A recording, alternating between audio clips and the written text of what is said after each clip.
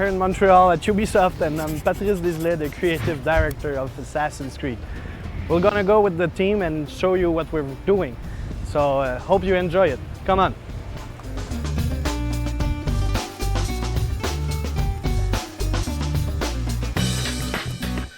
So guys, before we go and check out the team and what I do for a living, let's talk about the game I'm making with these guys called Assassin's Creed.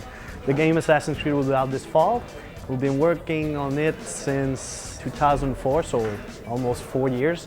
It's been a while. The backstory of Assassin is an historical setting. We recreated the Holy Land, so Palestine, Israel, and that setting in 1191, which is the medieval time during the Third Crusade. And you play an assassin, Altair, who's part of that brotherhood of open-minded people, let's say. And you have tasks that your leader, Al-Mualim, asked you to do because you weren't a really good assassin and now you have to redeem yourself by killing 9 targets.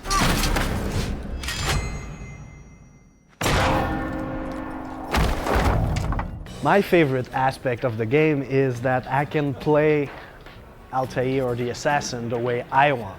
If I want to be really calm and low profile in the world, I can do it.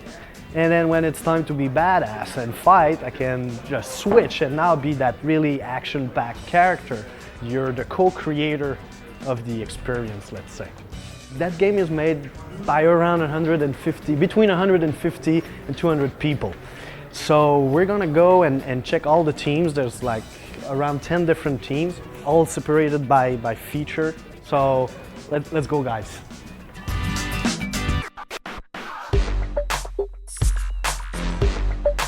This is the Hollywood team. They're responsible for making the cinematic moments in the game. Right here you have the leader of the team, Fred. Hi guys. And you have Dan, the director of the camera and shot. Before each target there's like a presentation of the target and they're in charge of making those scenes. So at first the game looks like this, right? It's all in gray and not a lot of color. And then when you put everything together, you got this, which is the real thing. So there's a lot of imagination going on at first. This is that. They're called cinematic moments or must-see cinematic. And you have control over your character, so you're watching a scene, but you're also playing it. The gameplay here is basically to be the actor. Most of the time you're in the crowd looking at the scene and seeing who's the target and what he does. And after that you can like study him, and after that you can kill him by studying his movement, his behavior. Vous êtes aussi subtil que 2 éléphants dans une...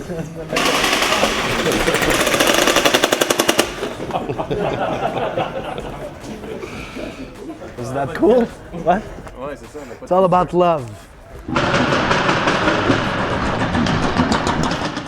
Okay, so now we just saw the Hollywood team. We're gonna go see the Kingdom team who are responsible for the Kingdom part, which is like traveling around cities, but also tutorials. Let's go.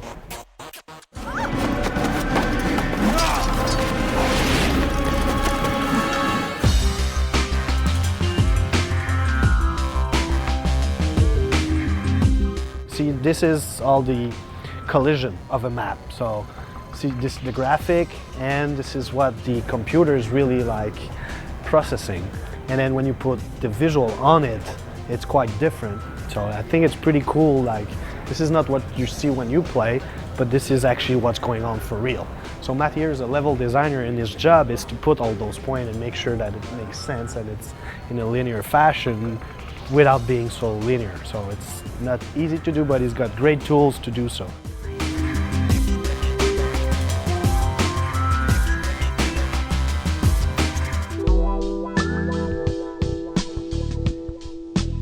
Right now we're gonna go and talk with the lead level designer and one of the level designer about crowds, how they manage to put those 100+ NPCs in the map, and how we do our thing. Okay, follow me. David here, David Chateauneuf, lead level designer. He's going to approve the work of Malik. So how it works, it's pretty much like we do a blueprint, right? Like level designers, the script writers and everything, we sit down for 3 weeks. The level designer make an Excel sheet of all the ingredients, and then level designer take those ingredients and put that in the engine, in the editor, green lines there. This is where the crowd gonna walk around and they're using those crowd flow. And then we play, test it, but it's really a long process until we've got what we play, basically. So thanks guys, I don't want to disturb you much more than that. Sorry. It's because I got, that was the end shake of the Assassins. And the other day, one of the guys had like, how do you call that, a ring, and he hurt me. So now each time I'm doing the Assassin handshake, I hurt myself. Anyway. Everybody does. It's like this. And the explosion is important at the end. The explosion is like really important. Everything's like that. All the emotion. And now we can do it in slow motion.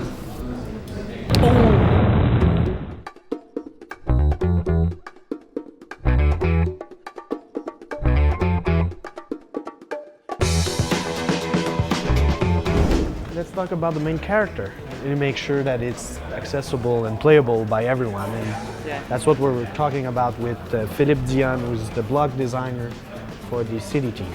Everything is interactive, so you can jump on everything that you see, you can climb. And you have also a lot of gameplay on walls. The same thing with beams, with awnings, with architecture elements. There's a lot of like automatization in the character. It's not like the player has to press every single time. So right now you see that all the yellow lines, like I don't know if you can see it. He has detected this white box. That means that from here you can jump in that box. Basically, do I have a white box in my yellow one? Yes. Then I can jump if the A button is pressed. Yeah.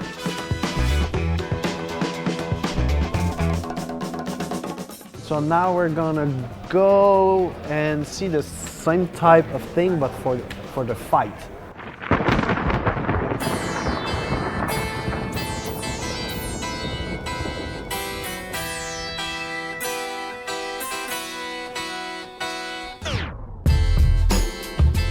An Englishman in Montreal.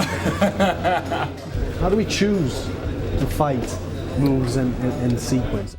Alex wanted everything to flow well together.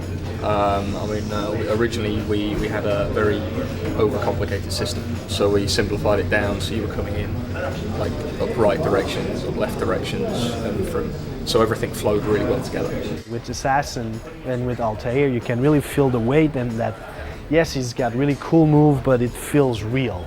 There's no real swinging around, it's all realistic, yes, but so it's interesting. Yeah. And the violence is real too. Yes. In some way it's portrayed, like it's like you feel the blade coming in and you feel like he's stuck a little bit, and you feel like the guy receiving the blow a little bit jiggy sometimes. And the real fun comes with doing some of the kill moves as well, because we have to be realistic, brutal, and there's moves that even make me cringe. It's all about openings also. Us, we wanted like ting, ting, ting, and then a final blow, and this is when you go inside the body and the guy's dead. Yeah. So that was the real challenge, to make it playable, fun, and... That's the hard thing, is making a realistic game fun. But I think we've nailed it. Okay guys, I think you've seen enough. It's time to get out of here.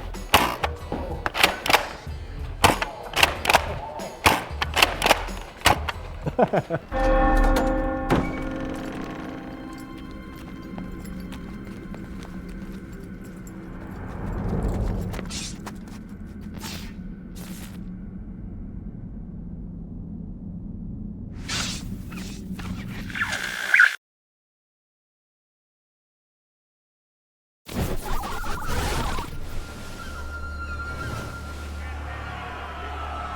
what becomes of those who betray our cause. But no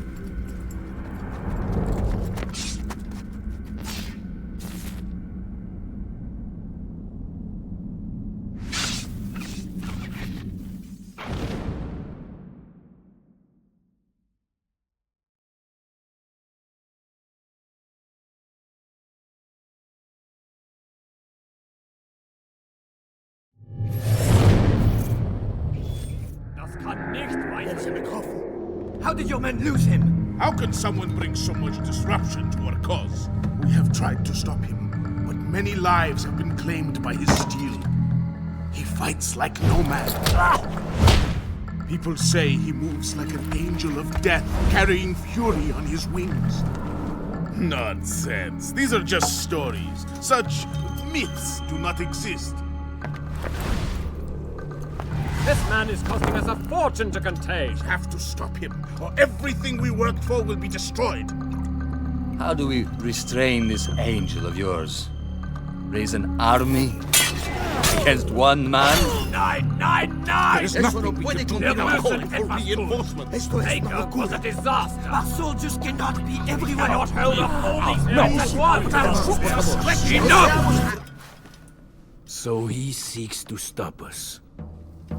To claim our treasure for himself. Pure madness. Let him try. Every angel can fall. Why do you not join us, brother?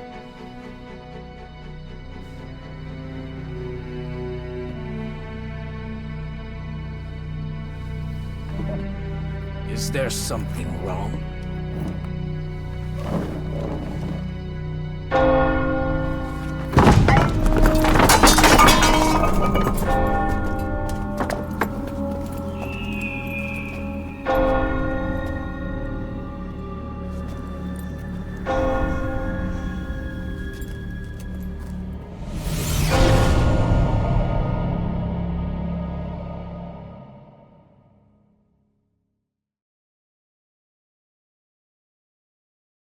The Rod of Aaron, one of the most ancient artifacts in the world, one of the weapons used to protect the Ark of the Covenant.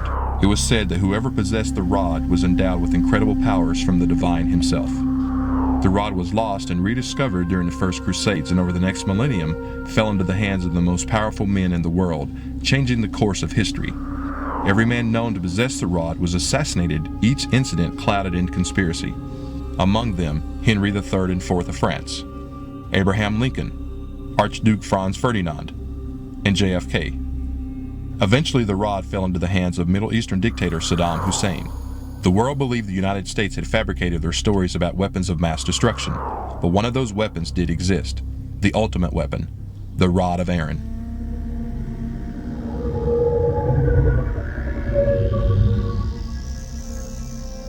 After the fall of Iraq, the rod was obtained by Serena Parnett, a world-renowned archaeologist who studied the rod to unlock its full potential. She is now ready to sell it on the black market. Parnett is taking a huge risk. Assassins from around the world have been dispatched to terminate her, as there are more men willing to kill for the rod than to pay for it. We're gonna kill her. I need you to stay focused. Yeah, but do you know why? Because we're being paid to. No. Why we do all these social etiquettes? You know, waving, shaking hands, toasting glasses. You ever thought of where that comes from? You ever thought of that? No. So you're cool with not knowing? Yes. I don't understand why she's alone. She's about to sell the Rod of Aaron to her buyer. She's waiting. No big deal. Where's her protection? You know how much money that thing's worth? Something's wrong. All right, look, let me tell you where toasting glasses comes from. In ancient Greece, people were getting poisoned all the time. It was the fashionable way of disposing of your enemies. As opposed to nowadays when they just hire guys like us. Yeah. All right, so what did the Greeks start doing?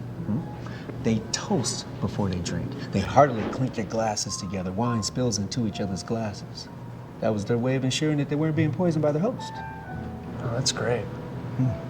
Voilà, monsieur. Vos boissons. I keep hearing things about an unstoppable assassin.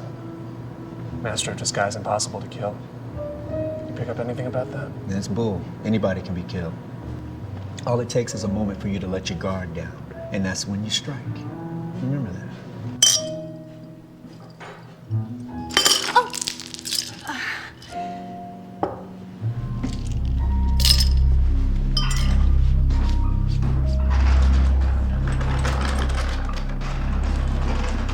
You ready for this? Lindsay, go ahead and rehab.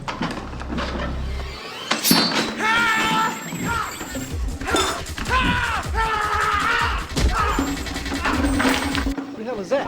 No. We don't get credit for the kill, we don't get paid. Bouncer.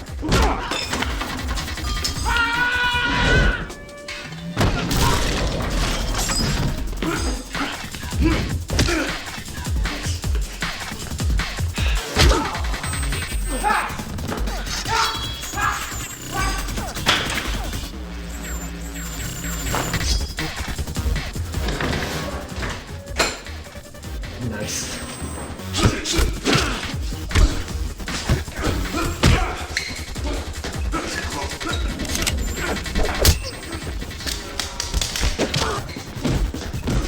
She's not an archaeologist. I know that!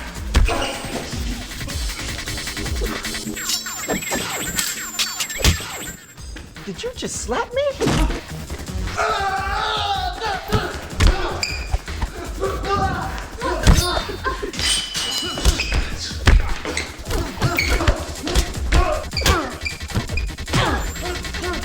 Waitress!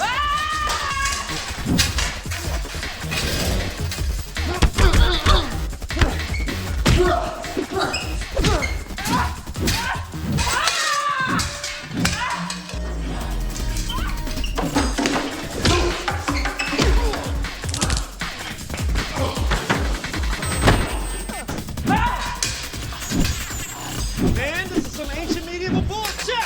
What? Chef! Oh, shit!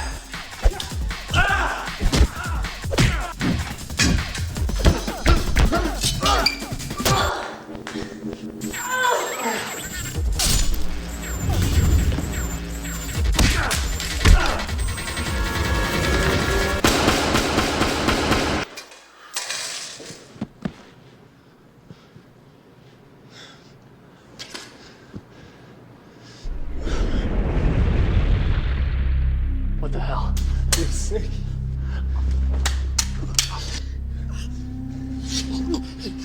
Who are you? Where's the rod? It's safe. But you're not. In ancient Greece, poison was a fashionable way of disposing of one's enemies, but then you already knew that. It's her. Master of disguise. Impossible to kill. You forgot. Unstoppable assassin. The Cafe Meat, a well-crafted design to draw Serena's enemies out into the open. The Rod of Aaron remains in a safe, undisclosed location, but this is only the beginning. Many more will seek Serena out to claim its power.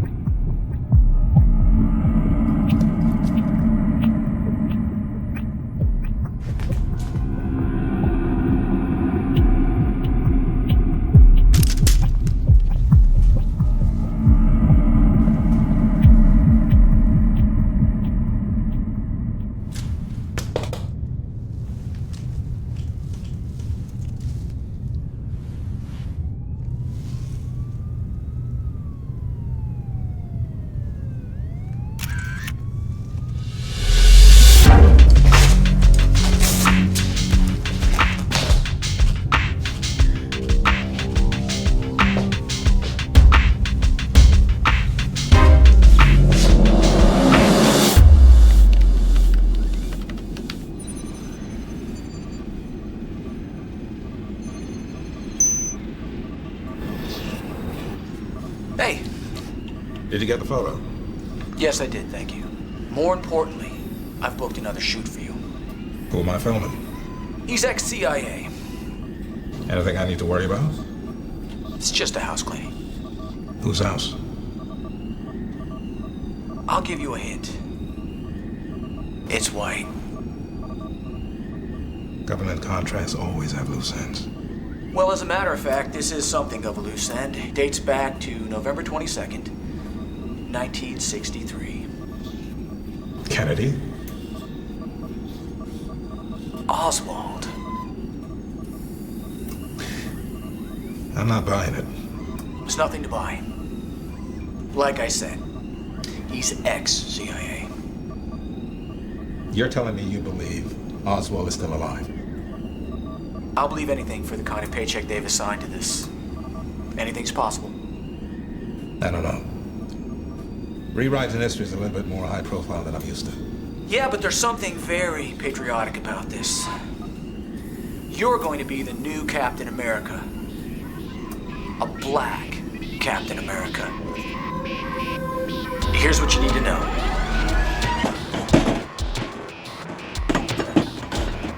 Lee Harvey Oswald is now 68 years old. He's living down south in a retirement community. This guy drives to town every Sunday. No exceptions. Lately, he's been observing the Sabbath.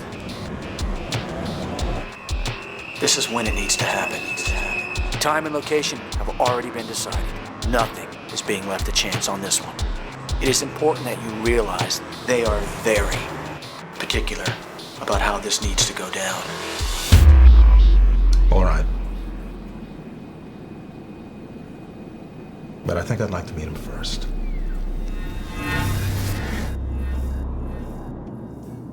I'll be back in an hour.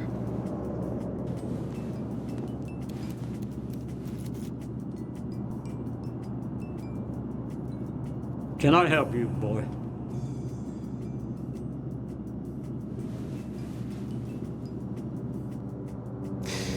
Nah.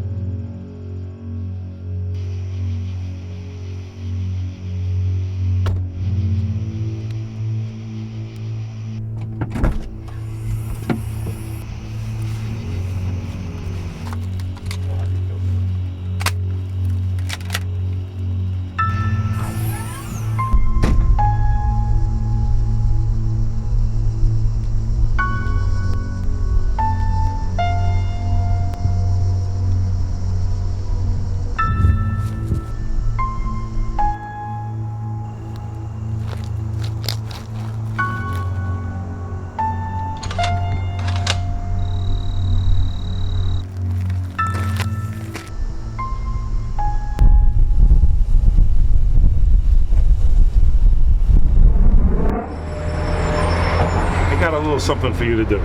What's the job? There's this guy I know. This guy owes me a lot of money. It's obvious to me that he ain't gonna hold up his part of the bargain. Want me to collect the debt? I want you to make him disappear. Kill him? Kill the prick.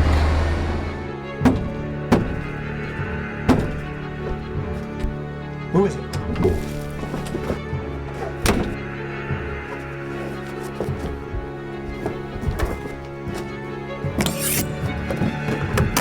I'll get Mr. Leon's money. I just need more time. No! No! Please, please, just a little more time. I'm afraid you're out of time. Please, no, no, no, no, no!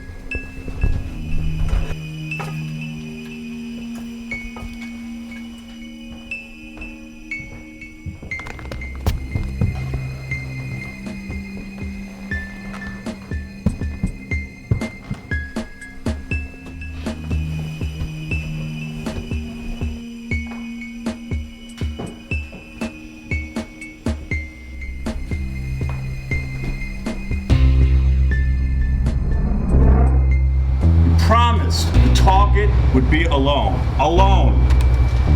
Calm down, Doc. Calm down. Let's talk about it. There was a kid there, maybe 12, 13, his son. He saw everything. What'd you do? Did you waste the kid too? I tied him up. He's just a kid. I couldn't waste him. You just couldn't waste him? What the fuck did you do? Oh, Doc, this is bad. This is real bad, Doc. He saw my face. You didn't wear a mask? You fucking idiot, I told you to wear a mask. What? Didn't you tell me he'd be alone? I'm gonna make it worth your while to finish this once and for all. How about if I double your payment? You cool?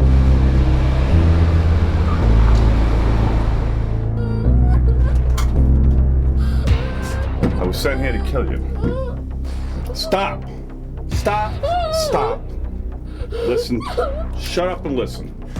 I could just kill you right now and not have to worry about protecting my own fucking ass. But I don't want to kill you. So if I let you live, you run away from this city, grow up, never show your face around here again. You simply disappear. I know you can't forgive me, but know this. If I didn't do it, someone else would have. Because when my employer wants someone dead, they're dead. You understand?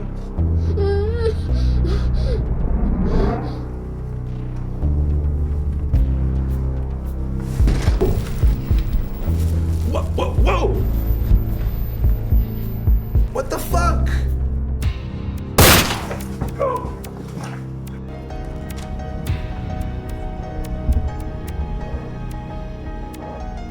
Remember.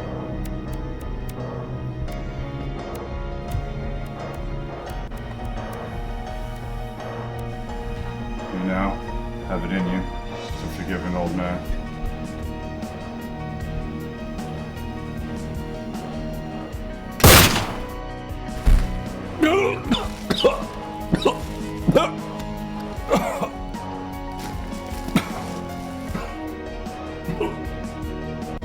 I forgive you.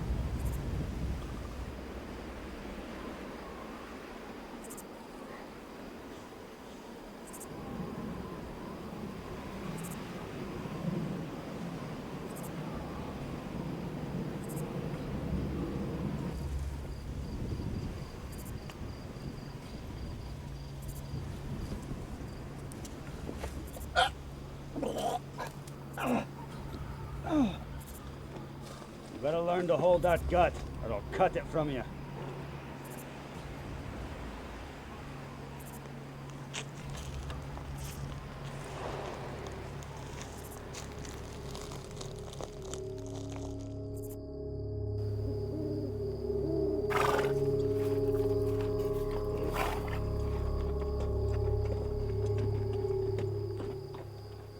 Rest here. Here? We should press on. Go on and get us some firewood. It's hours till nightfall. Did you not hear what I said? We'll take the rest of the day to get a firewood.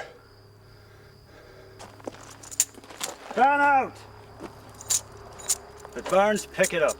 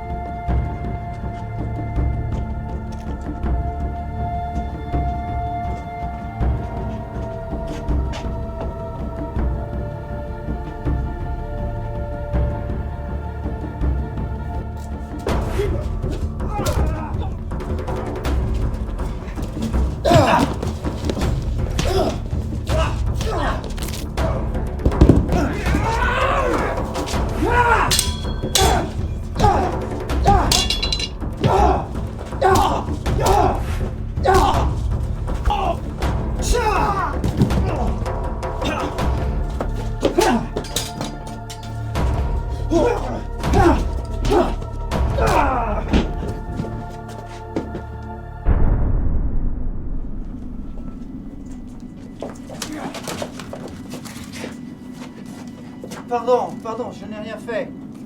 Je n'ai rien fait.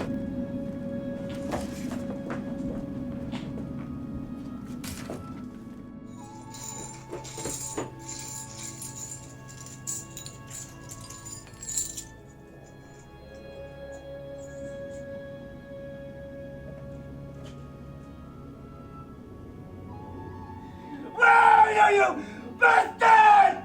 Where are you?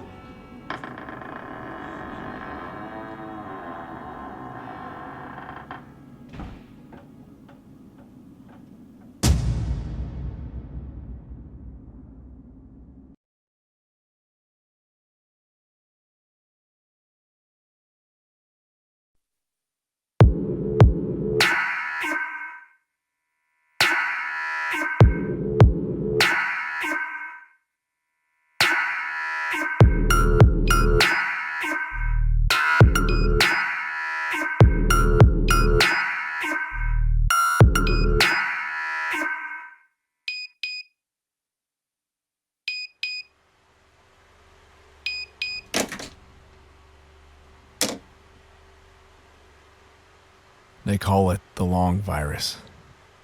It broke out in Beijing during the Year of the Dragon. It didn't take long for it to find its way to the States. I can feel it, clawing away at my brain. In time, the doctors say they hope to find a cure. But time is not on my side.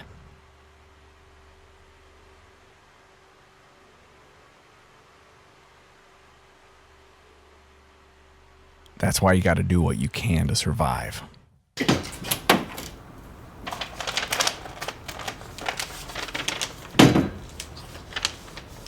It's simple, really. I can't afford the treatments, so I found the people that can. They give me what I need, and I give them what they need. No questions asked. This is our arrangement.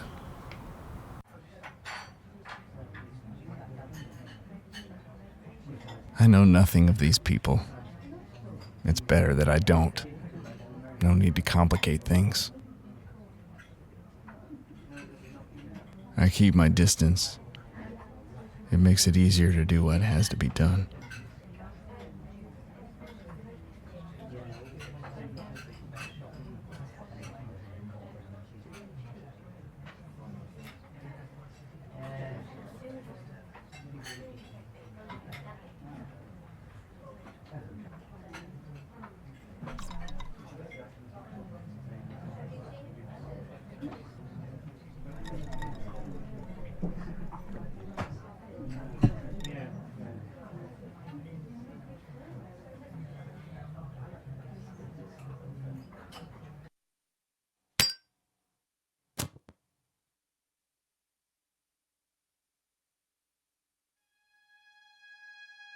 No matter how many I burn, they never seem to go away.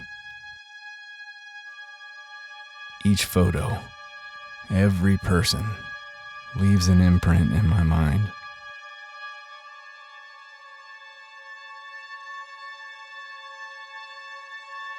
I am not an evil man. Time is just never on my side.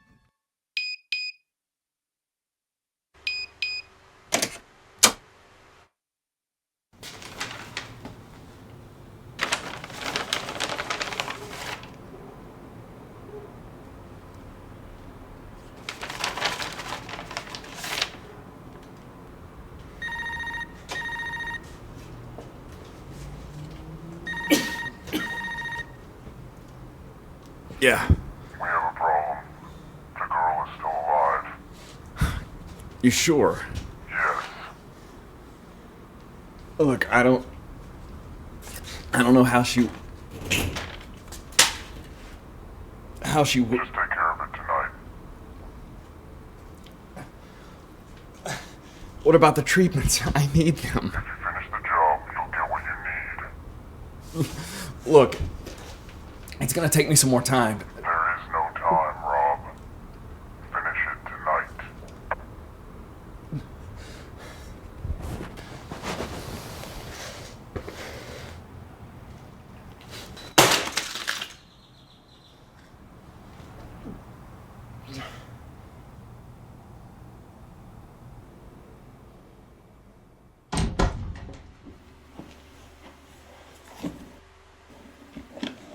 You gotta do what you can to survive.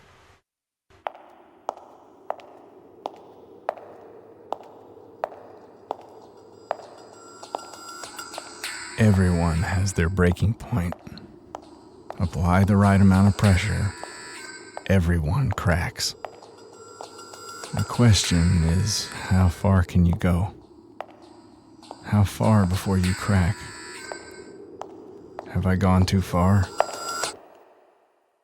Or not far enough?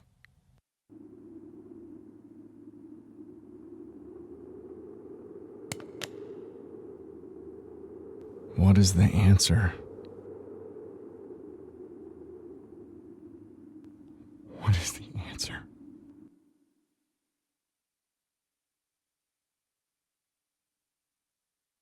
The answer is I've gone as far as I can go.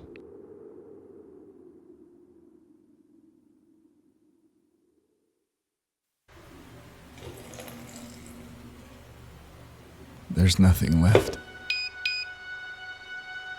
Nothing but who I am. I am not an evil man. I just wanted to survive.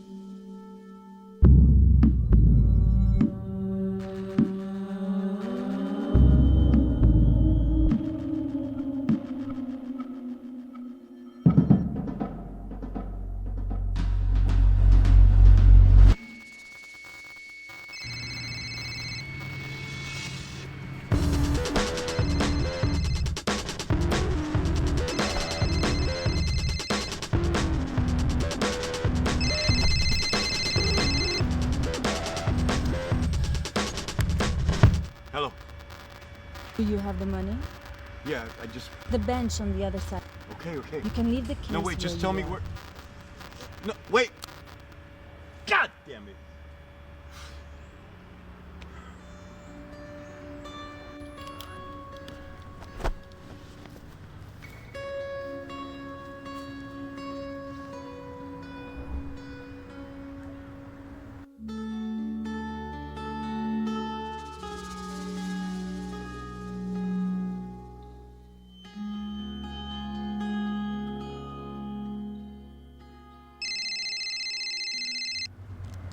Your deposit has been received. Listen, I've done everything you said, okay? Now just show me my son. In time. For now, let's talk. What the hell do I want to talk about? Come on, no more games. Just show me my son. Oh, Jake. Silly little Jake. Don't you get it? Your son has been safe all along. He's been with his real mother. And besides, it isn't him that we're interested in. The money was never for Matt. It was for you.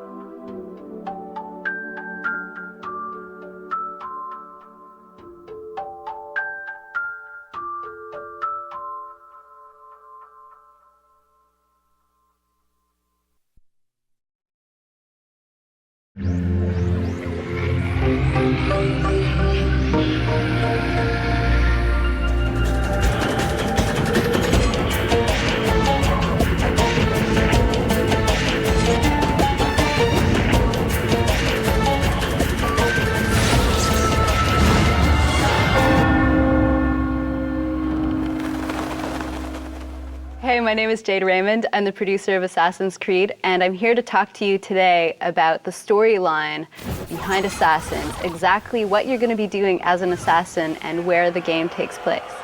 Okay, so Assassin's Creed takes place during the Third Crusade. The exact year is 1191. You play Altair, a master assassin who is a member of the original clan of assassins. Actually, the term assassin comes from this clan. They were called the Hashashin, which is thought to be maybe followers of Hassan, the old man of the mountain, the guy who started up this clan, maybe users of hashish.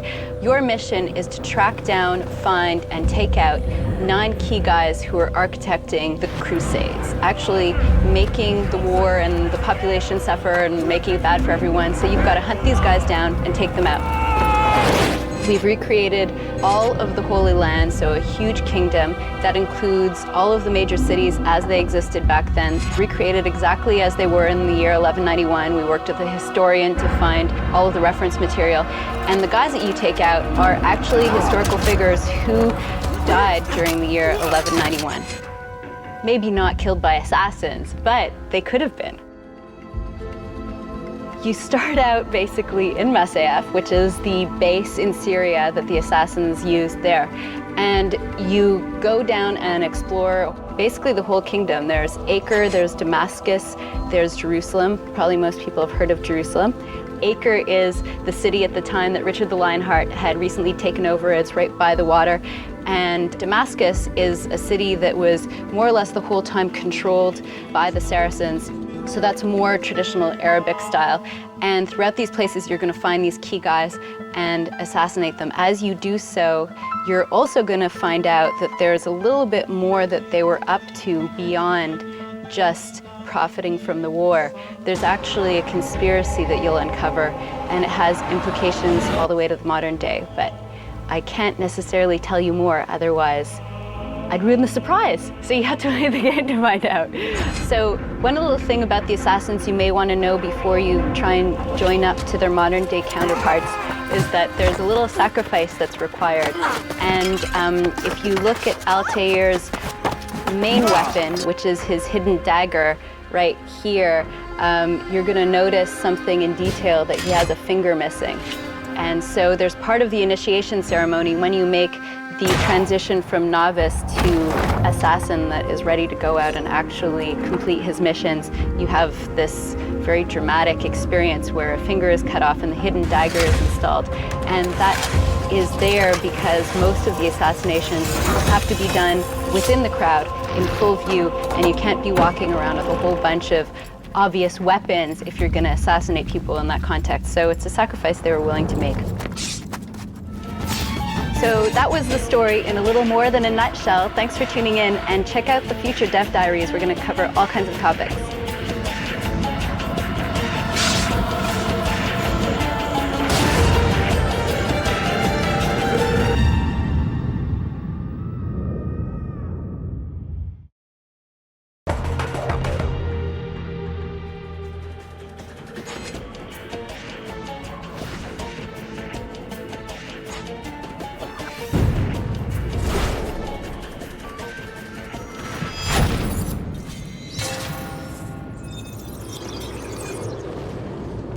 Hey, my name is Jade Raymond, and I'm the producer on Assassin's Creed.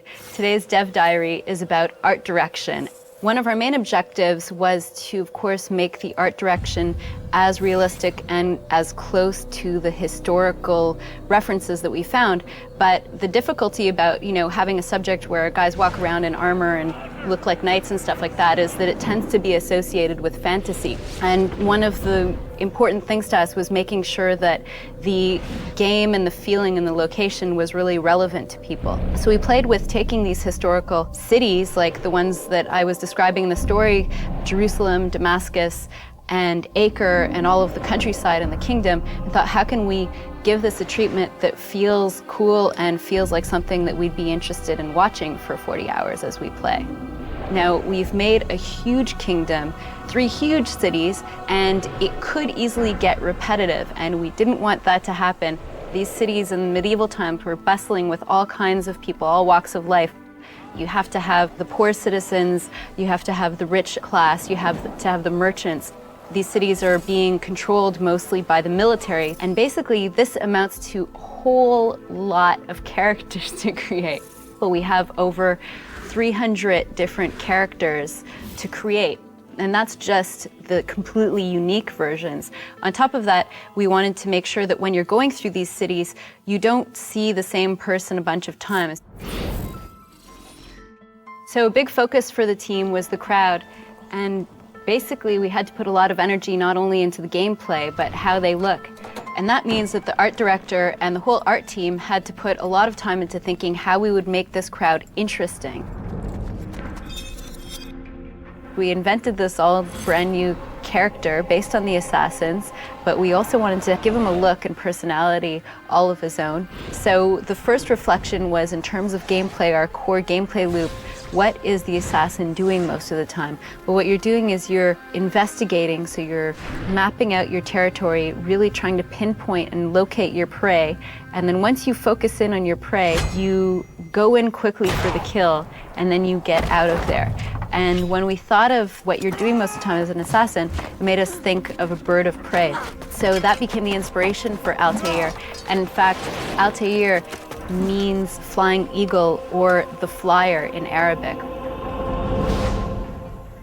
If you notice, he's wearing a hood, which has a little point in the front, and he has a robe that kind of splits out on the sides. And when he's in movement, the sides flip up, and if you were to look at a shadow cast from the side of him, you'd get the angle of the point of the hood, and then the sides of the skirt flapping up, and you'd get the shadow of an eagle. So Altair really is the bird of prey. That about sums up art direction. Hopefully you still have more questions that I haven't answered, and there are going to be more developer diaries where we go into detail on all kinds of other subjects.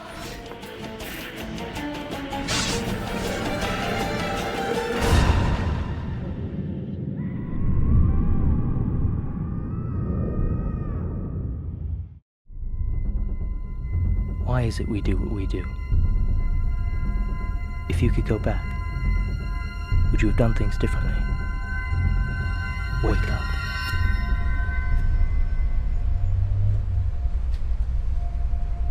I don't believe in second chances, but I do believe in being quick enough,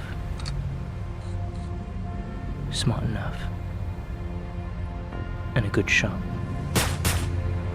Well, I'll take those odds against my chances.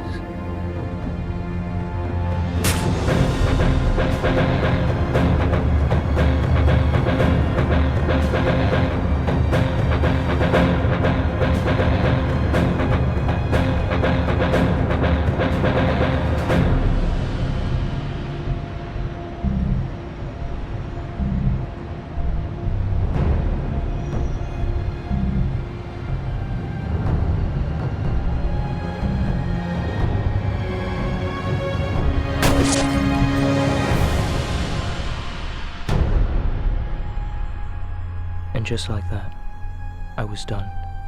I was out. No more killing, no more running. Or so I thought.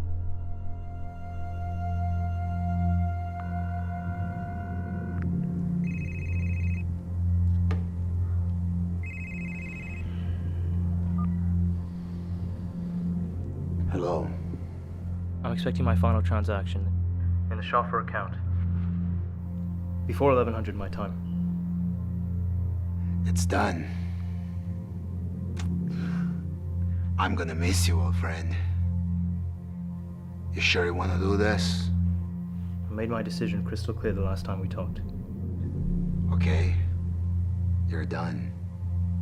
You can have out. I'm sure you're not gonna tell me where you're headed or what you're planning to do. But take care, old friend.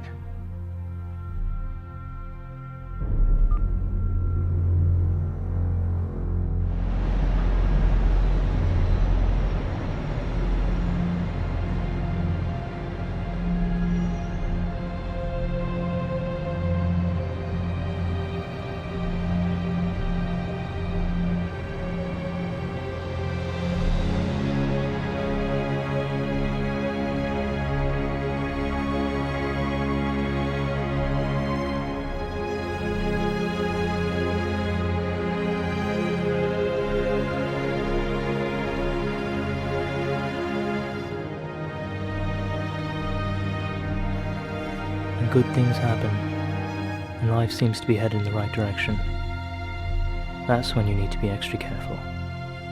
The roads can bend when you least expect it.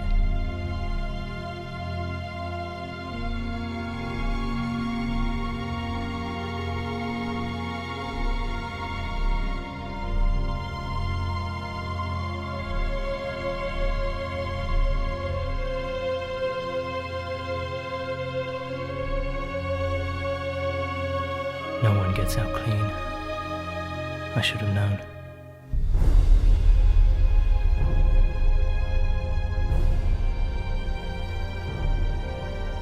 Why is it we do what we do? If you could go back, would you have done things differently? These are the questions that will float around in your head until the last ounce of sanity you have left disappears.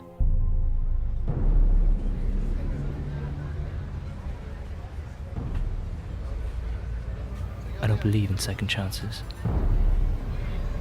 but I do believe in being quick enough,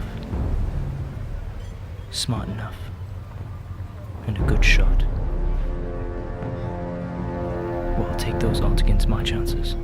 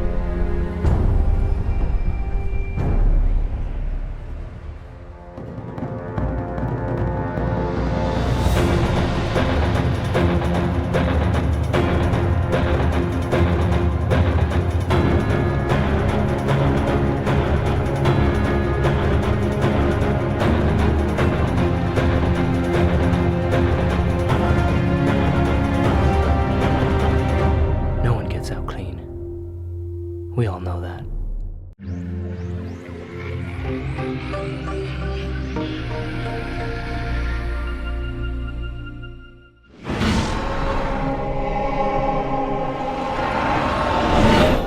Jerusalem, the 12th century, amidst the chaos of the Third Crusade. A brotherhood of warriors rose to power.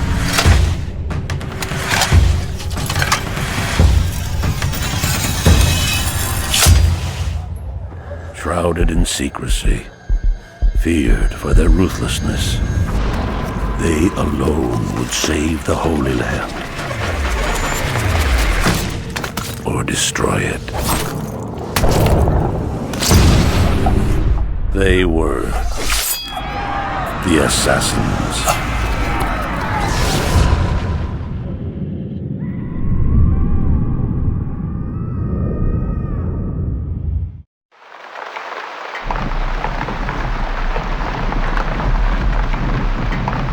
I spent my early days in darkness. I lived without much thought to higher powers, to gods or devils, or a world beyond this. Survival was everything. Then I met a man from the church.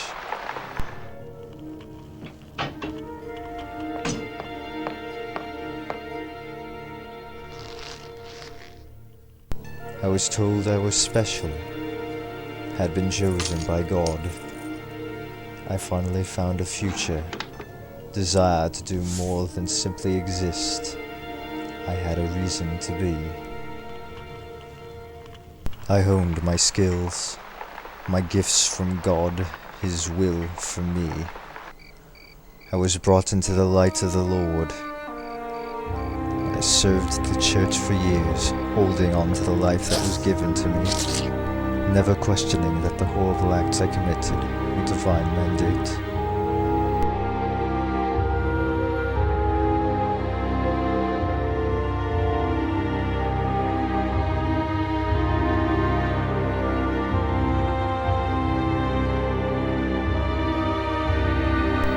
But now I look upon this old man whom I know nothing of. I think of his life, or others I've taken. Who were they? Were their deaths truly the will of God? In my final moments, I realize how blind I've been. The darkness has been with me all along. As my earthly vision fails, only then do I begin to really see. The warmth comes over me, and the darkness is no more.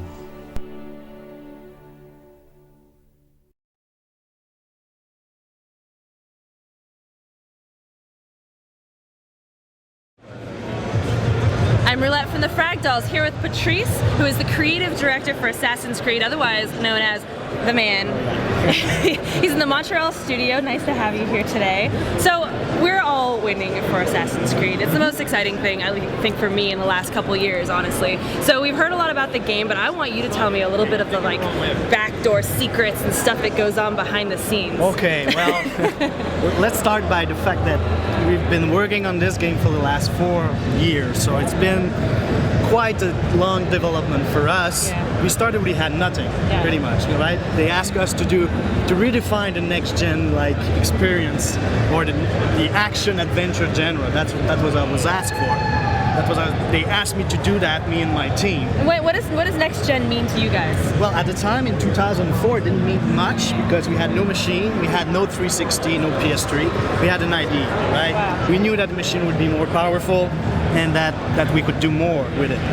But what we really wanted to do is put the next gen into game design, not only into technology, even though like there's a lot of technology going on, but we wanted a new and fresh experience with a game. So we started with an idea of having an action character that in his title has something to do. So Assassin is right away, right there, a character that has to do something. He has to go and assassinate something. And also I wanted personally to get out a bit of the fantasy world that we see a lot in games, so I wanted to go back and tell the story of us, humans. So we went and started to dig into human history, and I realized that Assassins was in fact a clan back in medieval time, and we decided to do a game with it. But one thing that it was really important for us is that there was people, right, in this world. So to play with crowd, to play with a lot of NPCs, that's why there's like more than 120. Tell us a little bit more about that crowd, because that's supposed to be one of the coolest things about this game. So tell us, like, what was your inspiration for that and kind of the motivation for doing that? Instead of like, we wanted, an assassin is a little bit about stealth, right? But instead of having a stealth feature about like shadows, we said let's do it in a social manner. So you have to be socially accepted. So you're hiding with everybody around you. Exactly. You're a blade in the crowd. That was our tagline at the beginning.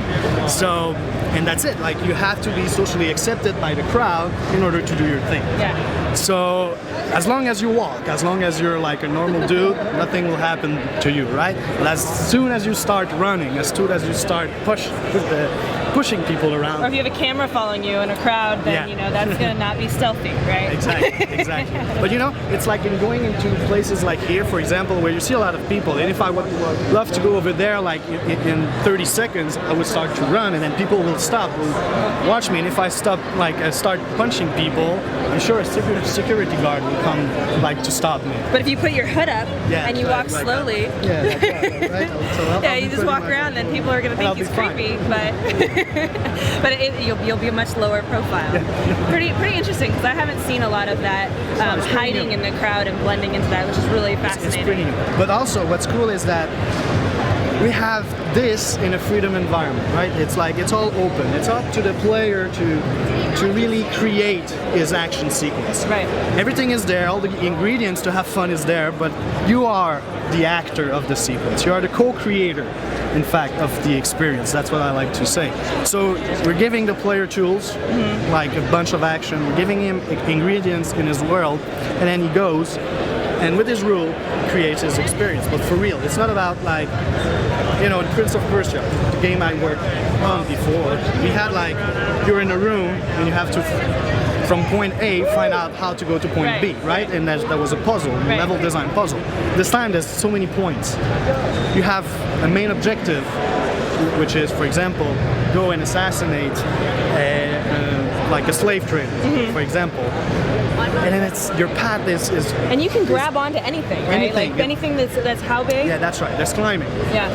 Climbing is another really cool feature, and instead of having all this like in general texture that tells you here you can climb and here you can't, we had like just use the architecture.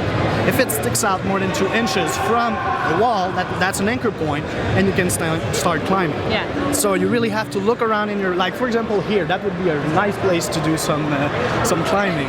In real life, you would find it in Assassin's Creed. Excellent. And all that is based on history. It's the Third Crusade, so you meet like Richard the Lionheart, and you'll be an assassin in a clan and having fun with it. And the stuff we've seen so far in terms of the aesthetic is beautiful. I mean, first of all, Altera is gorgeous. We want to meet the model for that, if you guys have a model for that, because he is a very good looking guy. But then aside from that, the cities that you guys have created, they all seem like they have their own feel, and they're all like, they're influenced by the real thing, right? Well, yes, because it was important for us that each city has his own, like you said, his own feel, his own vibe. So we put a different color scheme to each of the cities. So you have the Acre, which is the Crusader city, that has this Kingdom of Heaven type of bluish, like Ridley Scott feeling. Yeah. And you have like Damascus, which is the 1001 Night feeling, all orange, the desert. And you have Jerusalem, more mystic, more into the greenish. And you have the big kingdom in between where you can travel by your horse. Because also we have a horse. Excellent. And you can fight on your horse. So you mentioned Ridley Scott. What other sort of influences that people would know, like pop cultural, like movie influences and stuff? It's like a lot of parkour, you know, the like free running, and that was all like, you know, you go on YouTube and you watch a bunch of young guys like running away. Have you guys ever tried to do any parkour? I'm too old for that. I'm way too old to start that. You should convince some of your developers to go run around Montreal and trying to like climb buildings. I didn't do it, but my lead animator and his team has done a lot of of free running, but also a lot of fight. Because a fight, for example, it's got that martial arts combined with medieval warfare, so it's not really only like a Jackie Chan, but it's got a little bit of that, but it's much more realistic. So they had to train to be able to develop this game. Oh yeah.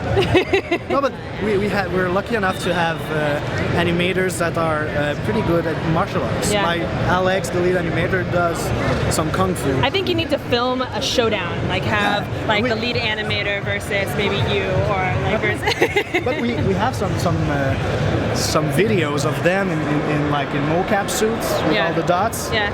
And it's pretty funny to see them, because sometimes it doesn't really work. Yeah. And they really hurt themselves for real, so it's dangerous. I mean, not that that's great, but you know. The life of an animator. We would like to see it though, maybe. I think so. That sounds really personal. Like they were able to kind of pull something from their own interests and their own lives into the game. What's something that you pulled from your own personal experience, or something that was meaningful to you that's in the game? The message of the game, you know, where try to find your own path in life. You know, it's not about like following up the rules or the goals set by others. Yeah. That's like underneath in the story. Nothing is true, everything is permitted. Like life is an illusion, you can do what the hell you want with it. That's awesome. So that's my own personal philosophy of life. And so you've been pushing that through the development. And it's important at Ubisoft. It's important that creative directors put a lot of themselves into what they're doing. Yeah, absolutely. And they try to put a message out, so we can try to change people's life a bit while they have fun, right? It's that combination of the two. Definitely. I think that the best games are the ones that have that, you know, that have something real about them, as opposed to just like, we're going to make something that has explosions, it's kind of fun. Something that is meaningful, that you can have a connection to. While having fun. Yes, exactly. That's like the best thing. Now, so you guys have been working on it for 4 years, so obviously you guys have spent a lot of time together. You guys are a really close team. Yeah. And not only because we spent 4 years together, but previously you were working on Prince of Persia Sands of Time. So for some of the people who have been working for them for the last 6 to 7 years, they're my buddy, right? We like each other. So can you tell us any funny stories of things that have happened late at night when you guys have been developing for 48 hours straight? You know, it's in every team, I guess it's the same thing, but there's like for sure one moment when you just crack and you start laughing. You know, there's always a night. You get the giggles. Exactly, and you don't know why, and you're like, or sometimes it's the other way around. Like, you know, you're really angry. No, we're men. No tears. We're no men. crying in Assassin's Creed. No, but no, we will like yell. let's say. You just yell at each other for no reason. I understand that. It's tough when And you're so, tired. like, this 4 years is a long time in one's life. So, one story, it's hard to say right now. Okay, well, thank you so much, Patrice, for being here. Again, the creative director of Assassin's Creed. We got to see a little bit of the behind the scenes of developing the game. Hope you've enjoyed it.